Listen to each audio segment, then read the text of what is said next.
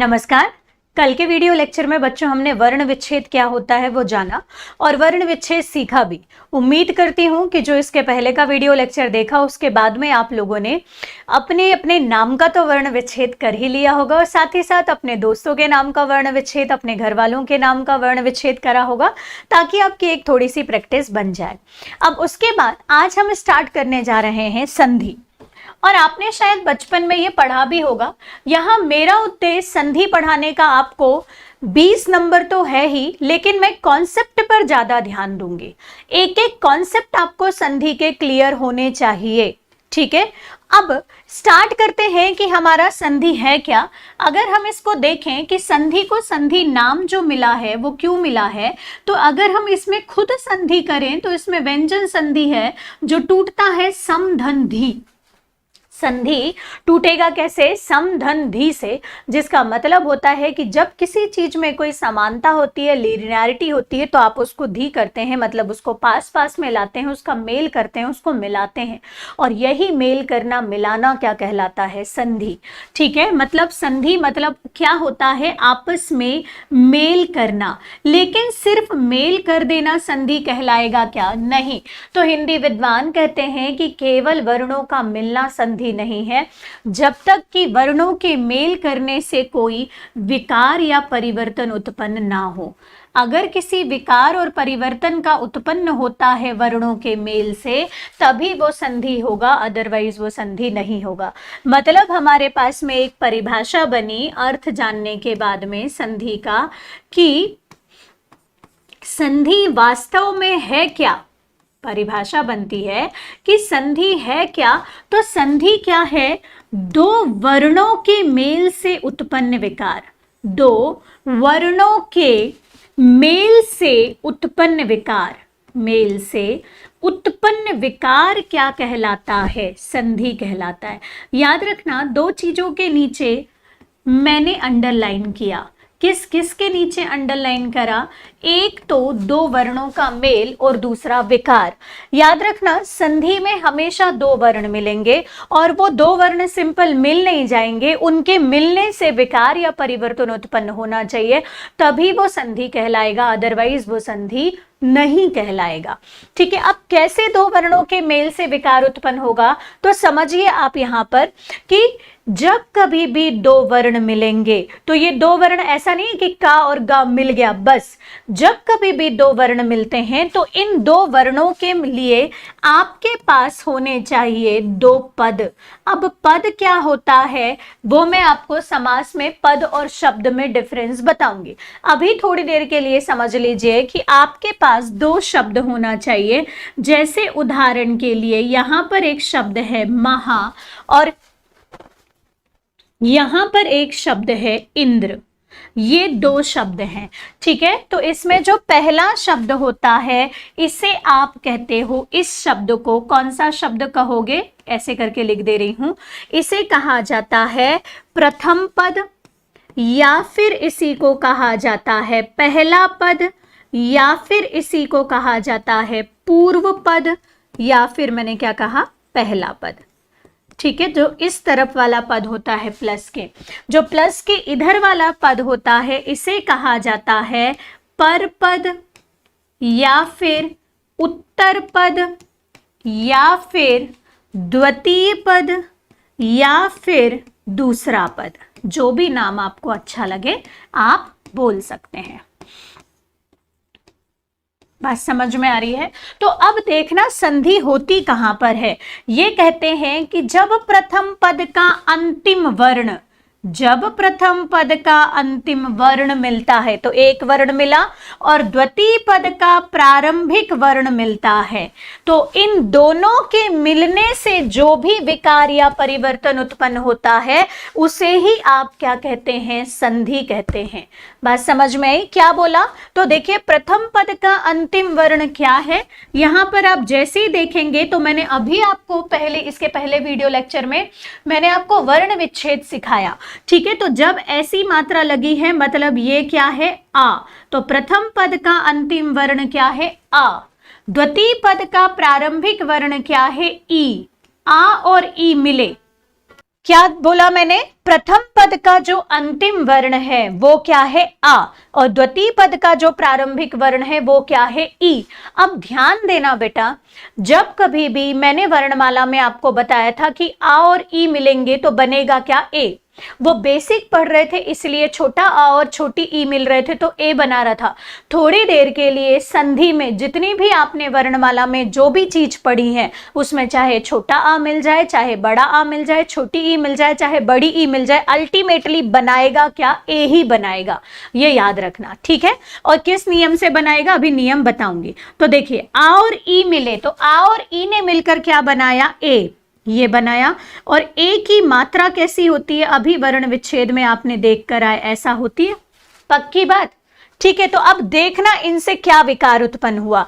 तो मतलब यहां पर जब आप लिख रहे थे तो यहां से मह कुछ किया क्या इसको, नहीं, हा से निकलकर कौन आ गया बाहर, आ, क्योंकि अब ये ई के साथ मिलेगा और विकार उत्पन्न करेगा। तो आ बाहर निकल गया तो यह अभी कैसा है, आधा। यहां से कौन बाहर निकला, ई। द्र को कुछ किया क्या, नहीं किया, ये चुपचाप ऐसा जुड़ा हुआ है। अब यहां का आ मतलब यहां का आ और यहां का ई दोनों मिले, दोनों ने मिलकर विकार क्या उत्पन्न करा, ए, और ए की मात्रा होती है ऐसी। तो ये जो विकार है यहां पर लग जाएगा। जैसे ही ए की मात्रा लगी तो ये जो अब आपका आधा ह था वो कैसा हो गया, अब पूरा हो गया। तो इस प्रकार जब दो वर्ण मिले तो दो वर्णों के मेल से ये क्या है, आपका जो विकार उत्पन्न हो रहा है, जो विकार उत्पन्न हो रहा है ये भी आपका क्या था, विकार। तो यही विकार आपका क्या कहलाता है, संधि।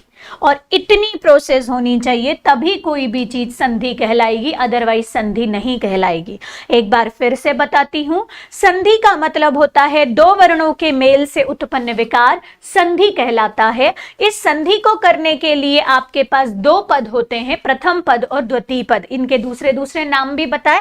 प्रथम पद का हमेशा अंतिम वर्ण मिलता है और द्वितीय पद का हमेशा प्रारंभिक वर्ण मिलता है, और ये दोनों वर्ण मिलकर एक विकार उत्पन्न करते हैं। यही विकार जोड़ता है, संधि करता है, और जुड़ने के लिए आप इसकी मात्रा का प्रयोग करते हो, और यही उत्पन्न विकार कहलाता है संधि। और संधि जहां से होती है वहीं से आप इसका क्या करते हैं, विच्छेद करते हैं। क्योंकि देखिए जो चीज जहां से जुड़ी होगी आप उस चीज को वहीं से तोड़ोगे। बात समझ में? अगर इसकी कमजोरी है कि ये यहां से जुड़ा है, आप इसको यहीं से तोड़ोगे। मैं इसमें एक बात बच्चों को बोलती हूं कि यदि आपको किसी इंसान को तोड़ना है, चाहे किसी इंसान को, चाहे किसी शब्द को, चाहे किसी को भी, चाहे किसी मकान को, किसी को भी तोड़ना हो, तो आप जब उसको तोड़ते हो तो आप उसको उसकी कमजोरी से तोड़ते हो। और उसकी कमजोरी ये होती है कि जहां से वो जुड़ा होता है ना। अगर आपको किसी इंसान की कमजोरी पता चल जाए, आप वहीं वहीं वार करोगे, वो टूट जाएगा। तो ये शब्द की भी कमजोरी क्या है कि यहां से जुड़ा हुआ है। तो जब ये विच्छेद किया जाएगा तो यहीं से ये क्या होगा, विच्छेद होगा।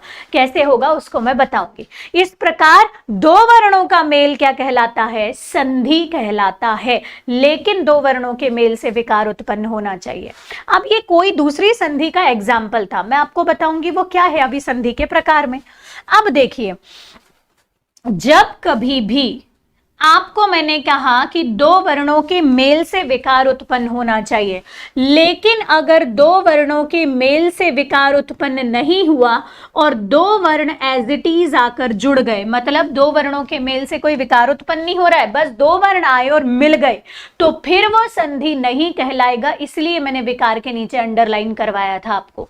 मैंने क्या बोला कि जब दो वर्ण केवल आकर मिल गए, मतलब दो वर्णों का मेल, या फिर जब दो वर्णों के मेल से, दो वर्णों के मेल से कोई विकार उत्पन्न ना हो, कोई विकार उत्पन्न ना हो, विकार उत्पन्न ना हो, तो वो क्या कहलाता है, संयोग। मतलब फिर वो संधि नहीं कहलाएगा। उदाहरण के लिए जैसे मैंने यहां पर लिखा कि प्रथम पद और द्वितीय पद दोनों पद लिखती हूं मैं। यहां पर मैंने एक पद लिखा प्रयोग, जैसे उदाहरण के लिए मैंने यहां पर लिखा प्रयोग और यहां पर लिखा मैंने शाला। तो प्रथम पद और द्वितीय पद में जैसे ही मेल हुआ, कोई विकार उत्पन्न नहीं हुआ, प्रथम पद और द्वितीय पद एज इट इज आकर जुड़ गए, प्रयोग और शाला जुड़ गए, तो बना क्या? प्रयोगशाला। कोई विकार उत्पन्न नहीं हुआ तो ये क्या कहलाया? आपका संयोग, है ना? सिंपल आए और मिल गए। लेकिन अगर इन दोनों वर्णों के मेल से यहां पर और यहां पर कोई विकार उत्पन्न होता, प्रथम पद के अंतिम वर्ण में और द्वितीय पद के प्रारंभिक वाले वर्ण में, तो फिर ये संधि कहलाता, संयोग नहीं कहलाता। एक और एग्जाम्पल से समझे, जैसे मैंने यहां पर बोला रसोई और यहां पर मैंने बोला घर, तो मिलकर क्या बना? सिंपल मिल गया और जुड़ गया, ये कोई विकार उत्पन्न नहीं हुआ, रसोई घर। तो ये रसोई घर भी क्या कहलाया? संयोग। और इसके लिए याद रखने के लिए, जैसे मैंने यहां पर शब्द बोला राम, यहां पर बोला देव, तो राम धन देव बराबर राम देव, सिंपल प्रथम पद और द्वितीय पद आकर जुड़ गया, तो ये क्या कहलाया? संयोग। मतलब ये संधि नहीं कहलाएगा। संधि तब कहलाएगा जब यहां और यहां दोनों वर्ण मिलेंगे और विकार उत्पन्न होगा। तो उम्मीद करती हूं संधि और संयोग आपको समझ में आया होगा। आपका होमवर्क है, आप मुझे बताएंगे, हालांकि नोट्स में लिखा हुआ है, संधि और संयोग में अंतर क्या है। संधि और संयोग में अंतर, और संयोग में अंतर क्या अंतर है? 3 अंतर होमवर्क में लिखोगे, नोट्स में लिखा है वो बात अलग है। संधि और संयोग में अंतर, बकायदा ऐसा बॉक्स बनाओगे, एक तरफ यहां पर लिखोगे संधि और दूसरी तरफ लिखोगे संयोग, ऐसे करके बॉक्स बनाओगे, यहां पर लिखोगे संधि और दूसरी तरफ लिखोगे संयोग, और 3-3 अंतर दोनों में बता के मुझे आप पिक भेजेंगे। ये आपका होमवर्क है, ठीक है? और इसके लिए नकल नहीं करना है, नोट्स में दिया है तो 100 बार दिया रहे बेटा, 1 2 3 अंतर, क्योंकि कभी आपसे पूछ सकता है संधि और संयोग में अंतर बताओ। संधि में विकार उत्पन्न होता है दो वर्णों के मेल से, संयोग में विकार उत्पन्न नहीं होता, ठीक है? संधि प्रायः जो होती है वो तत्सम शब्दों में होती है, संयोग के लिए यह आवश्यक नहीं है। और एक संधि का एग्जाम्पल और एक संयोग का एग्जाम्पल। अब तत्सम शब्दों में कैसे होती है, अभी मैं संधि के नियम बता रही हूं आपको, तो आपको उससे समझ में आ जाएगा। बात समझ में आई बच्चों? संधि उम्मीद करती हूं आपको समझ में आ रही होगी। अब जब मैंने बोला कि यहां पर दो वर्णों का मेल हो रहा था, जैसे यहां, तो जब कभी भी यदि प्रथम पद के अंत में स्वर आ जाए, द्वितीय पद के प्रारंभ में भी स्वर आ जाए, तो दोनों जगह स्वर स्वर वर्ण आए और स्वर स्वर वर्ण मिलकर कोई विकार उत्पन्न करेंगे तो संधि कहलाएगी स्वर। यदि यहां पर व्यंजन आया, यहां स्वर आया, या यहां स्वर आया, यहां व्यंजन आया, या दोनों जगह व्यंजन आया और इनने कोई विकार उत्पन्न करा तो संधि कहलाएगी व्यंजन। यहां पर विसर्ग आया, यहां पर स्वर आया, नहीं तो व्यंजन में से कुछ भी आया और इन दोनों के मेल से विकार उत्पन्न हुआ तो संधि कहलाएगी विसर्ग। इस प्रकार वर्णों के मेल के आधार पर ही संधि के क्या बताए इन्होंने? प्रकार बताए। मतलब संधि के कितने प्रकार होते हैं समझिए। संधि के प्रकार, ध्यान दीजिए, मैंने क्या कहा? जब पूर्व पद के अंत में और पर पद के प्रारंभ में, अब मैं पूर्व पद बोलूंगी और पर पद बोलूंगी तो आप इजीली समझ जाइएगा कि मैं क्या बोलना चाह रही हूं, ठीक है? अभी मैंने पदों के बारे में आपको जानकारी दे दी, ठीक है? जब मैंने कहा कि पूर्व पद के अंतिम वर्ण में भी स्वर आ जाए और द्वितीय पद के प्रारंभिक वर्ण में भी स्वर आ जाए, तो दोनों स्वर स्वर वर्णों के मेल से जो उत्पन्न विकार होता है वो संधि कहलाती है स्वर संधि। Got it? अब उसके बाद यदि प्रथम पद के अंत में व्यंजन आ जाए और द्वितीय पद के प्रारंभ में भी व्यंजन आ जाए, नहीं तो यदि प्रथम पद के अंत में स्वर आ जाए और द्वितीय पद के प्रारंभ में व्यंजन आ जाए, या प्रथम पद के अंत में व्यंजन आ जाए और द्वितीय पद के प्रारंभ में भी क्या आ जाए? स्वर आ जाए, तो इन दोनों के मेल से उत्पन्न विकार क्या कहलाता है? व्यंजन संधि। ठीक है, समझ में आई। और उसके बाद यदि प्रथम पद के अंत में विसर्ग आ जाए और द्वितीय पद के प्रारंभ में स्वर या व्यंजन में से कुछ भी आ जाए तो इन दोनों के मेल से उत्पन्न विकार कौन सी संधि कहलाती है? विसर्ग। मतलब आपको इंडिविजुअल इनकी परिभाषा में बताऊंगी, लेकिन एक बार क्विकली कैसे संधि का क्लासिफिकेशन हो रहा है वो मैं बता रही हूं। जैसे यहां पर भी स्वर आ गया, यहां पर भी स्वर आ गया, और स्वर स्वर के मेल से क्या बना? स्वर बना। तो संधि कौन सी कहलाएगी? स्वर संधि। यदि यहां पर तीन कंडीशन बन रही है, कैसे तीन कंडीशन? पहले पद के अंत में स्वर आ जाए, दूसरे में क्या आ जाए? व्यंजन आ जाए। ठीक है, दूसरी कंडीशन यहां पर व्यंजन आ जाए और प्रारंभ में यहां पर इस पद के क्या आ जाए? स्वर आ जाए। तीसरी कंडीशन यहां पर व्यंजन आ जाए और उसके सामने क्या आ जाए? व्यंजन ही आ जाए। तो इन तीनों के मेल से, इन तीनों के मेल से एक्चुअल में बनता क्या है? व्यंजन ही बनता है। क्या बनता है? व्यंजन ही बनता है। तो इस संधि को कौन सी संधि कही जाती है? व्यंजन संधि कही जाती है। कौन सी संधि कही जाएगी? व्यंजन संधि। तीनों कंडीशन।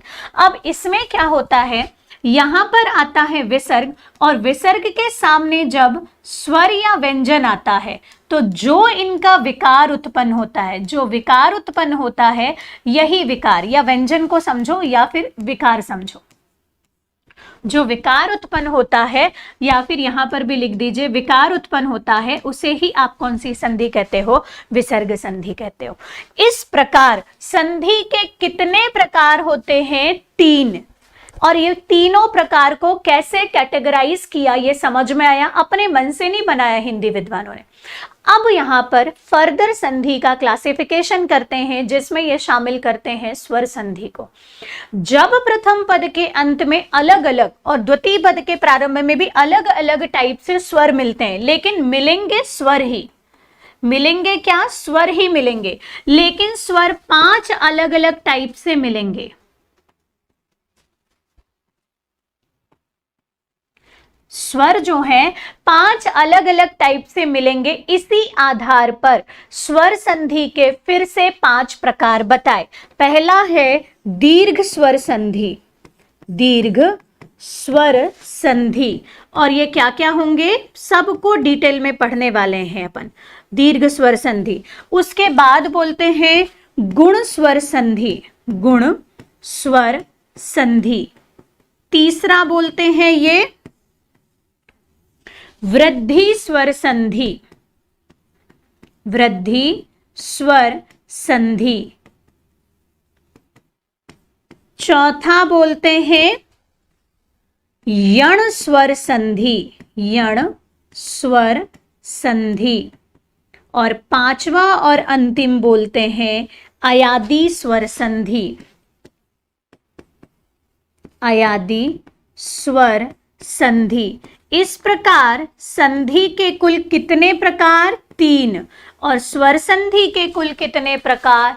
5 प्रकार बांटे गए हैं हिंदी विद्वानों के अनुसार, और हमको इनको एक के बाद एक पूरा पूरा पढ़ना है। ये तो बेसिक जानकारी हुई कि संधि क्या होता है, संयोग क्या होता है, स्वर संधि के कितने प्रकार है, संधि के कितने प्रकार है, स्वर संधि किसे कहते हैं, व्यंजन संधि किसे कहते हैं, और विसर्ग संधि किसे कहते हैं। हम इसको फिर से पढ़ेंगे, जब एक एक संधि पढ़ेंगे सबकी इंडिविजुअल परिभाषा और नियम देखेंगे। ठीक है। अब चाहे स्वर संधि हो, चाहे विसर्ग हो, चाहे व्यंजन संधि हो, जब आप कोई भी संधि को तोड़ेंगे या जोड़ेंगे या संधि करेंगे या संधि विच्छेद करेंगे, तो उस दौरान आपको किन्हीं बातों का ध्यान रखना है। मतलब चाहे स्वर संधि हो, चाहे व्यंजन संधि हो, चाहे विसर्ग संधि हो, आपको उनके नियम याद रखना है, जिसको मैंने बोला संधि के नियम। चाहे आप स्वर संधि करें, चाहे आप व्यंजन संधि करें, चाहे आप विसर्ग संधि करें, कोई भी संधि करें, तो इसमें 1-2 बातें आपको याद रखना है। विशेष कर ये 3 बातें अब मैं बता रही हूं, वो क्या क्या है।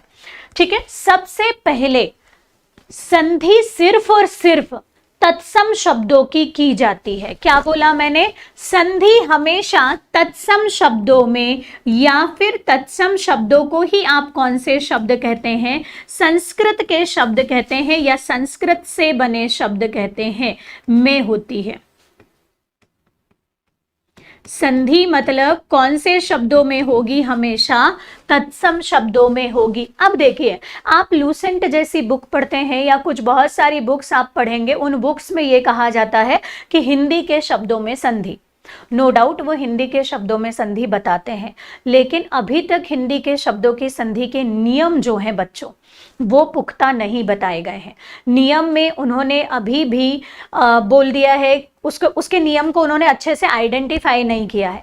जिस दिन हिंदी विद्वान हिंदी के संधि के नियम को भी मान्यता दे देंगे और हिंदी के शब्दों में या तद्भव शब्दों में, देशज शब्दों में, विशेषज शब्दों में संधि के नियम सटीक तरीके से बता देंगे और यहाँ पर हिंदी आयोग उसको मान्यता दे देगा, उस दिन हम अपने इस नियम को चेंज कर देंगे कि भैया जरूरी नहीं है कि संधि केवल तत्सम शब्दों की हो या तत्सम शब्दों में हो, ये किसी में भी हो सकता है। जैसे समास, समास कोई भी शब्दों में हो सकता है, उसके लिए जरूरी नहीं है कि तत्सम शब्द हो, वो तत्सम में भी हो सकता है, तद्भव में भी हो सकता है, देशज में भी हो सकता है, विदेशज में भी हो सकता है, शंकर में भी हो सकता है, यौगिक में भी हो सकता है। बात समझ में आ रही है? ठीक है। जैसे संकर यौगिक क्यों कहा? क्योंकि अगर आपने देखा होगा संयोग, संयोग भी कहीं ना कहीं एक प्रकार से यौगिक शब्द ही तो है, दो शब्द मिल रहे थे, तो यौगिक शब्दों में संयोग होता है क्या? बिल्कुल होता है। यौगिक शब्द जो बने वो संयोग की हेल्प से ही बने। बात समझ में? ठीक है।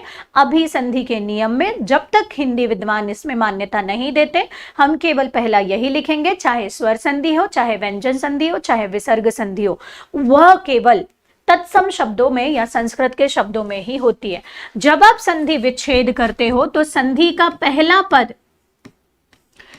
पद व दूसरा पद दोनों सार्थक होना चाहिए। पहला पद व दूसरा पद दोनों कैसे हो? सार्थक होना चाहिए। अगर दोनों में से कोई भी एक पद सार्थक नहीं है, अर्थ प्रदान नहीं कर रहा है, तो ये संधि सही नहीं होगी। अब आपको कई बार एक सिंगल वर्ड आ जाएगा, आपको ये लगेगा कि मेरे को तो इसका अर्थ पता ही नहीं है, सार्थक है कि नहीं है। आपने उपसर्ग नहीं पढ़ा, आपने प्रत्यय नहीं पढ़ा, तो आपको कैसे पता रहेगा कि उसका क्या अर्थ निकल रहा है? लेकिन ये सार्थक होगा तभी ये संधि सही होगी। उसके बाद जो आप संधि विच्छेद करते हैं, संधि विच्छेद करने पर व संधि करने पर, संधि शब्द में नहीं, संधि शब्द दोनों के अर्थ क्या हो? दोनों के अर्थ समान हो। ऐसा नहीं कि आपने जब संधि विच्छेद करा तो विच्छेद करने पे वो अलग मीनिंग दे रहा था और जब शब्द जुड़ा तो वो अलग मीनिंग दे रहा था। जब आप इसको जोड़ेंगे तो अगर ये अलग अलग मीनिंग देंगे तो आपका रूल यहाँ पर क्या हो जाएगा? फेल हो जाएगा। संधि जो हो जाएगी वो क्या हो जाएगी? फेल हो जाएगी। और अंतिम में जो भी संधि है, संधि चाहे वो व्यंजन हो, विसर्ग हो, स्वर हो, वो नियमों का या संधि के नियमों का क्या करना चाहिए? अनुपालन करना चाहिए। अपवाद को छोड़कर, नियमों का क्या करे? अनुपालन करे, अपवाद को छोड़कर, तभी वो संधि सही कहलाएगी। तो जब आप चाहे व्यंजन संधि पढ़ें, स्वर संधि पढ़ें, कोई भी संधि पढ़ें, जब आप संधि के नियम पढ़ते हैं तो आप इन नियमों में याद रखें, ये तीनों के लिए है, मतलब स्वर, व्यंजन और विसर्ग, तीनों के लिए एक कॉमन नियम जो है वो ये है कि आप जब कभी भी इन संधि में इन नियमों को अप्लाई करेंगे तो ये सही होना चाहिए। या मैं बोलूं कि इन संधि को करने से पहले आप इन बातों का ध्यान रखें, चाहे स्वर हो, चाहे व्यंजन हो, चाहे विसर्ग हो। ठीक है। इस प्रकार यहां पर हमारे संधि के नियम क्या हुए? खत्म हुए।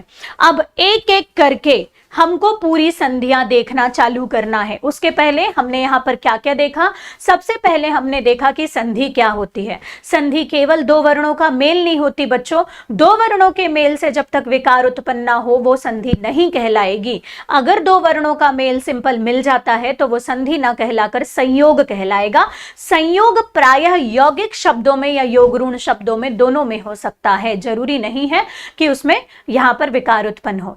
इस प्रकार संधि और संयोग में हमने अंतर देखा। उसके बाद हमने देखा कि जब प्रथम पद और द्वितीय पद के प्रारंभ और अंत में यदि स्वर स्वर वर्ण मिल जाते हैं तो वो संधि कहलाती है स्वर। अगर किसी के साथ भी स्वर के साथ या व्यंजन के साथ व्यंजन का मेल होता है तो संधि कहलाती है व्यंजन, और विसर्ग के साथ स्वर या व्यंजन का मेल होता है तो संधि बनती है कौन सी? विसर्ग संधि। इस प्रकार संधि के कितने प्रकार देखे हमने? 3। अब प्रथम पद के अंत में और द्वितीय पद के प्रारंभ में स्वर तो मिलते हैं, लेकिन ये स्वर 5 अलग अलग टाइप से मिलते हैं। इस आधार पर स्वर संधि के कितने प्रकार बताए? 5। और वो कौन कौन से थे? दीर्घ स्वर संधि, गुण स्वर संधि, वेरी गुड, बोलो मेरे साथ। हाँ, अगली वृद्धि स्वर संधि, यण स्वर संधि और अयादी स्वर संधि। ये 5 प्रकार, और 5 प्रकार देखने के बाद में हमने देखा कि चाहे संधि स्वर हो, व्यंजन हो या विसर्ग हो, उस संधि को करने से पहले हमको कुछ बातों का ध्यान रखना है कि मेक श्योर वो शब्द तत्सम शब्द हो या संस्कृत का शब्द हो। पहला और दूसरा शब्द जब आप तोड़ते हो तो दोनों सार्थक होना चाहिए। विच्छेद करने पर और जुड़े हुए, तुड़े हुए और जुड़े हुए दोनों जो है वो सेम अर्थ देना चाहिए, और जो भी शब्द आप तोड़ रहे हैं या जोड़ रहे हैं वो उस पर्टिकुलर नियम का अनुपालन करना चाहिए जिस संधि में वो तोड़ा या जोड़ा जा रहा है या विच्छेद किया जा रहा है या संधि किया जा रहा है। इस प्रकार हमने संधि किसे कहते हैं या संधि के बेसिक रूल क्या किए, कंप्लीट किए। ठीक है, अब नेक्स्ट वीडियो लेक्चर में हम स्टार्ट करने जा रहे हैं स्वर संधि। एक बार इसको क्विकली रिवाइज कर लेंगे, वर्ण विच्छेद को रिवाइज कर लेंगे, वर्णमाला को रिवाइज कर लेंगे और एंजॉय करेंगे नेक्स्ट वीडियो लेक्चर स्वर संधि के रूप में। तब तक के लिए धन्यवाद।